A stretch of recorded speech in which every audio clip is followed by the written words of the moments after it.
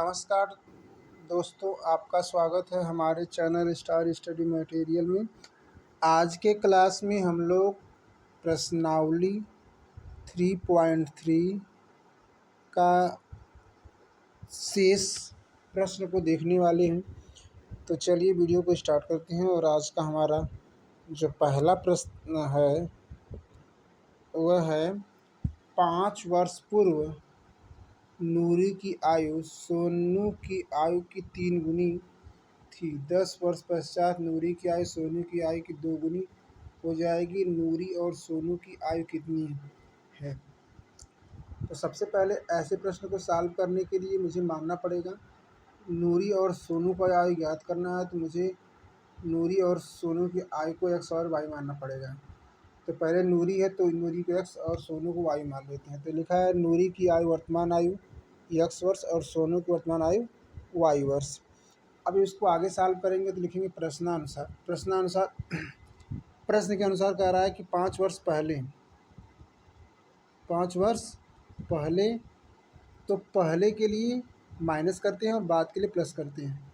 5 वर्ष पहले तो x माइनस 5 और y में भी 5 घटाएंगे, क्योंकि दोनों की आयु साथ साथ बढ़ेगी, साथ साथ घटेगी। और हमेशा जिसका 3 गुना करेगा उसके अपोजिट से कह रहा है सोनू की आयु की 3 गुनी है। तो सोनू की आयु की 3 गुनी, सोनू की आयु में हम 3 से गुणा कर देंगे।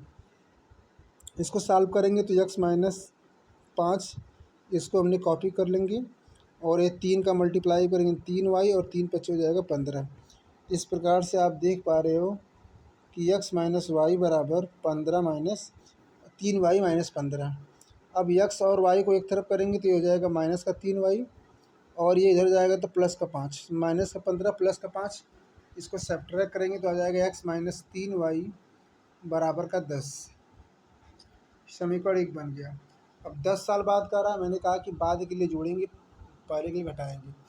10 साल बाद का रहा तो x प्लस 10 कर देंगे और y प्लस 10 कर देंगे। यहाँ पर हम 3 से गुणा किए थे y में, यहाँ भी 3 से गुणा करेंगे y में। अब देखते 3 से जब गुणा करेंगे 2 से गुणा करेंगे तो बन जाएगा 2y 10 दूना 20 और x और y को एक तरफ करेंगे तो हो जाएगा माइनस का 2y और x पहले से था और 20 में से 10 जाएगा 10 बचेगा, तो ये बचेगा x माइनस 2y बराबर 10। समीकरण नंबर 2।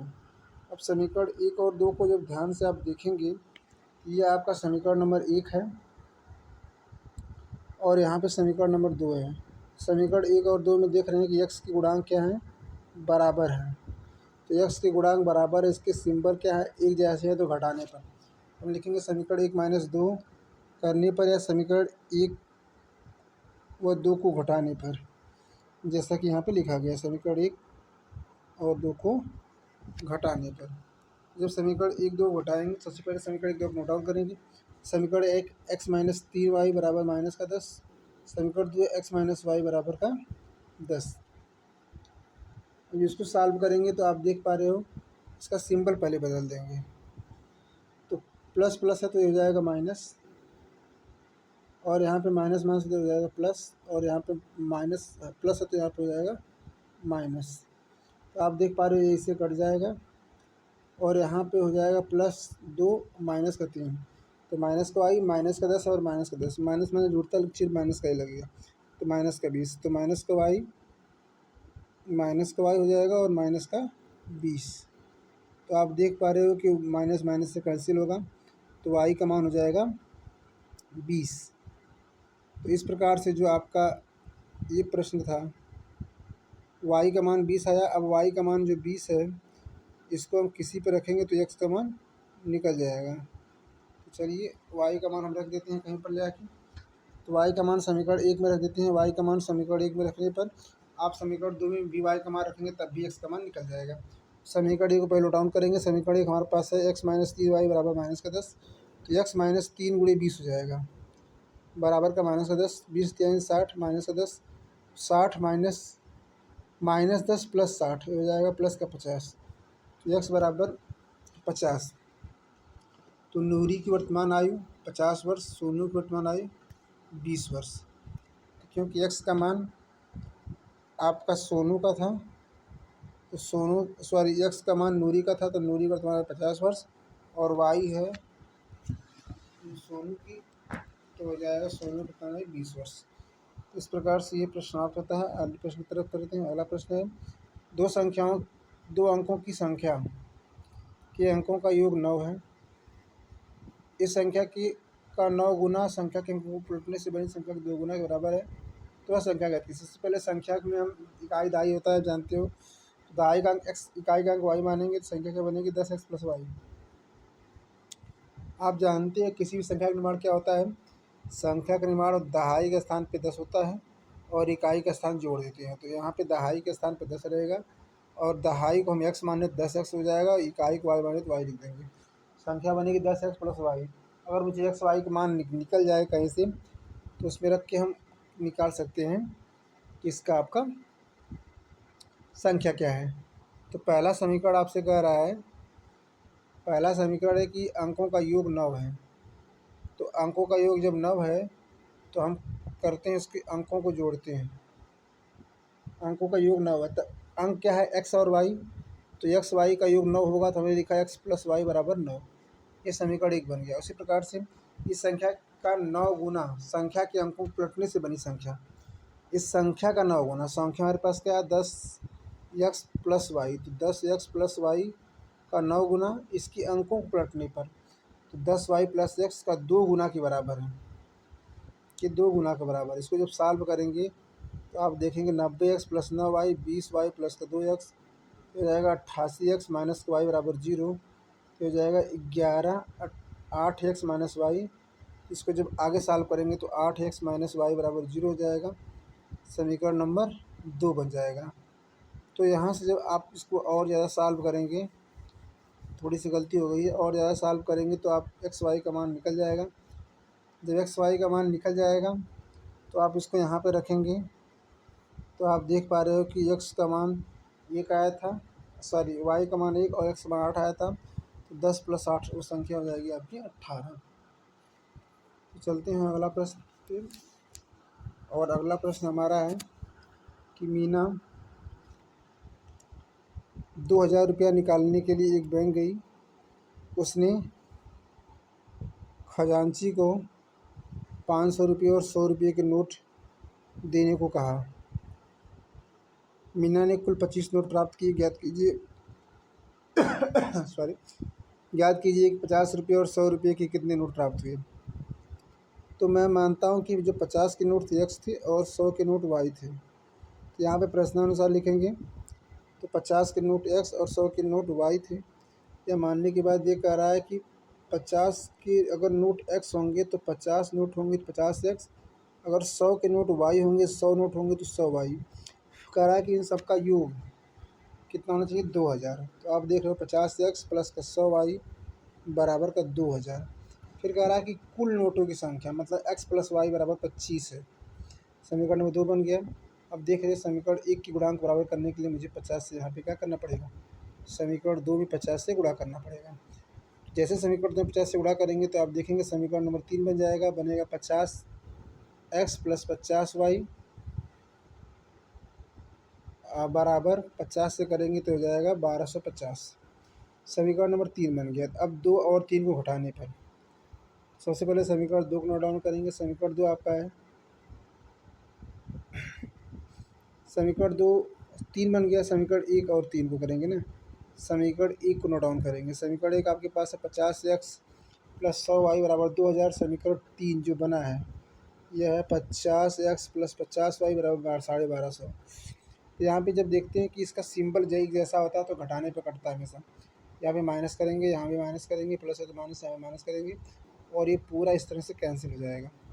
ये पूरा कैंसिल हो जाएगा तो आप देख पा रहे हो 100 में से 50 जाएगा, 50 बचेगा, 2000 में से 1250 जाएगा, तो आपका बजट बचेगा 750। तो 750 वाई 50 वाई बराबर 750, वाई का मान निकालेंगे ये हो जाएगा 15। तो वाई का मान 15 हो जाएगा। और आपसे पूछा गया है कि 50 रुपये और 100 रुपये कितने नोट थे। तो यहाँ पे आप वाई का मान समीकरण 1 2 3 किसी में रखेंगे तो एक्स का मान निकल जाएगा, वैसे भी आप देख पा रहे हो कि इसका वाई एक्स का मान निकालने के लिए आप कर सकते हो, आपको बहुत ज़्यादा कुछ करना नहीं है। तो एक्स प्लस वाई बराबर 50 था, तो आप लिखेंगे एक्स प्लस वाई बराबर 50 था, सॉरी 25 था। तो यहाँ पे आप करोगे, एक्स को ऐसे रहने दो, ये 25 माइनस 15 कर दोगे तो आ जाएगा 10। तो इस प्रकार से आप बोल सकते हो कि 50 रुपये के नोट, एक्स बराबर 10, यानी 50 रुपये के जो नोट थे वो 10 थे, और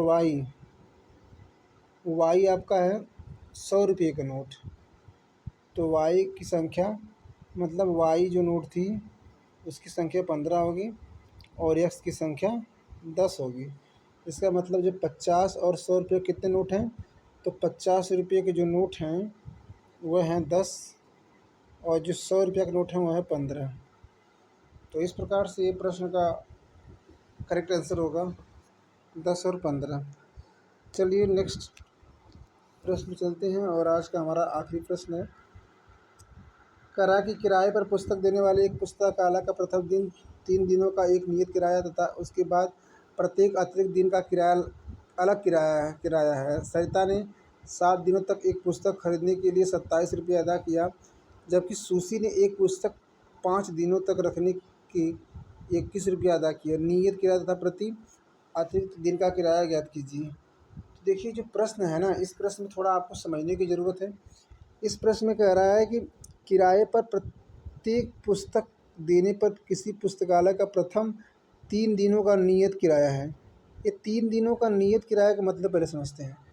जब भी ये पुस्तक 3 दिनों से आप कम लेंगे, या फिर 1 दिन की, 2 दिन की या 3 दिन की लेंगे, तो आपका फिक्स किराया है। फिक्स है। फिक्स का मतलब कि आपको इतना देना ही पड़ेगा, आपको इतना देना ही पड़ेगा, ये आपका फिक्स है, आपको देना ही पड़ेगा। लेकिन इसके अलावा अगर आप और यूज करते हो तो पर डे के हिसाब से आपको किराया लगेगा। तो इसका मतलब कि इसमें 2 चीज़ है, एक पर डे के हिसाब से है, एक है फिक्स। तो यहाँ पे अगर हम बात करेंगे 3 दिन फिक्स रहेगा, इसके बाद का पर डे के हिसाब से लगेगा। तो हम मानते हैं कि माना नियत मतलब जो फिक्स वाली बात है, और फिक्स एक्स है, और प्रत्येक अतिरिक्त दिन का किराया मतलब 3 दिन के बाद का किराया, इसकी संख्या हम वाई मान लेते हैं। जो अतिरिक्त किराया है मतलब 4 दिन, 5 दिन, 6 दिन, मतलब 3 दिन से एक्स्ट्रा कोई रखता है तो उसका किराया मैंने मान लिया वाई, और जो नियत है जो फिक्स है 3 दिन का, उसे मैंने एक्स मान लिया। तो यहाँ पे प्रश्न में बताया गया है कि यहाँ पे सरिता ने 7 दिनों तक एक पुस्तक खरीदने के 27 रुपये अदा करा। अब ध्यान से मेरी बात समझिए, जो सरिता है ना, ये 7 दिन तक एक पुस्तक खरीदने के लिए, तो 7 दिन में 3 दिन तो फिक्स रहेगा, बचेगा 4 दिन। इसका मतलब 4 किसके साथ रहेगा, ये 4 रहेगा वाई के साथ अतिरिक्त दिन, और 3 रहेगा एक्स के साथ जो फिक्स है। तो 3x प्लस 4y, और टोटल ये 27 रुपये अदा करती है। तो मैंने यही लिख दिया, x प्लस का 4y बराबर 27। यहाँ पे 3 लिखने की ज़रूरत नहीं है, जैसे आप x लिखोगे इसका मतलब ही है कि वो 3 दिन का किराया जोड़ा है। तो x प्लस 4y, क्योंकि टोटल 7 दिन है तो 4 यहाँ पे कर दिया, 3 इसमें हो गया, 3 इसमें हो गया और 4 यहाँ पे। इस प्रकार से देख रहे हो कि x प्लस 4y बराबर 27, ये आपका समीकरण नंबर फर्स्ट बन जाएगा। अब इसको आगे जब सॉल्व करेंगे समीकरण नंबर सेकंड को देखेंगे। समीकरण सेकंड कह रहा है कि सुशी ने 21 रुपये अदा किया, और वो जो सुशी है वह 21 रुपये अदा करती है तो ठीक है, लेकिन वह 5 दिन की लेती है, 5 दिन, वह 5 दिन के लिए लेती है, 5 दिन। तो मुझे बताइए 5 दिन की लेती है, एक्स जैसे मानेंगे 3 दिन के भर होगा और बचेगा 2 दिन, तो 2y हो जाएगा, एक्स प्लस 2y, और ये अदा करती है 21 रुपीज़। ये हो जाएगा एक्स प्लस 2y बराबर 21। ये आपका समीकरण नंबर 2 बनेगा। समीकरण 1 और 2 घटाने पर, जैसे ही एक समीकरण 1 और 2 घटाएंगे तो आप देख पा रहे हो एक्स के गुणांक कट जाएंगे, वाई 4y माइनस 2y बराबर 2y, 27 माइनस 21 बराबर 6, तो वाई का मान हो जाएगा 3, वाई का मान हो जाएगा 3, वाई का मान होगा 3। वाई का मान समीकरण 2 में रखने पर x प्लस 2y बराबर 21, एक्स प्लस 2 × 3, 2×3 = 6 बराबर 21 हो जाएगा। तो 21 - 6 हो जाएगा 15। तो आप देख पा रहे हो कि एक्स का जो मान है वो 15 हो जाएगा।